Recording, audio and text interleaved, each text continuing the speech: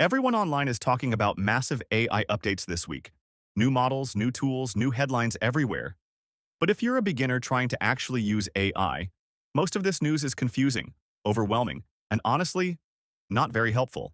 So instead of repeating the headlines, I want to explain what this week's AI news actually means for beginners, and what you should ignore completely. First, here's the big truth nobody says out loud. Most AI updates are not designed for beginners.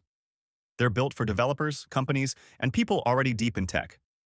That's why you see things like new model releases, improved benchmarks, or faster inference, and think you're falling behind, when in reality nothing changed for how you should start.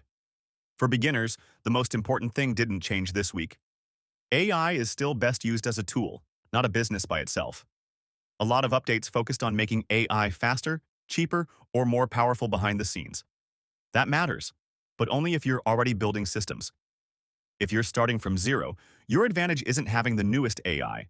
It's knowing how to apply the AI that already exists. Here's what actually matters from this week's news. First, AI is becoming easier to integrate everywhere.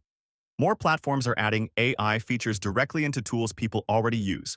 That means beginners don't need custom apps or advanced setups anymore. The opportunity isn't building AI, it's using AI inside existing workflows. Second, competition is increasing fast. More tools are launching, more creators are talking about AI, and more people are trying the same ideas. That's not a bad thing. It just means generic AI content and easy money claims will stop working. Beginners who win will be the ones who niche down and solve specific problems instead of chasing trends. And third, AI is moving toward reliability, not magic. The big improvements right now are about consistency, accuracy, and control, not viral breakthroughs. That's good news if you're serious, because stable tools are what actually allow systems to work long-term. So what should you do as a beginner this week? Ignore the hype headlines. Pick one AI tool you already understand. Apply it to one real problem. And focus on execution, not updates. The people who make money with AI aren't reacting to every announcement. They're building simple systems and improving them slowly. And that's the real meaning of this week's AI news.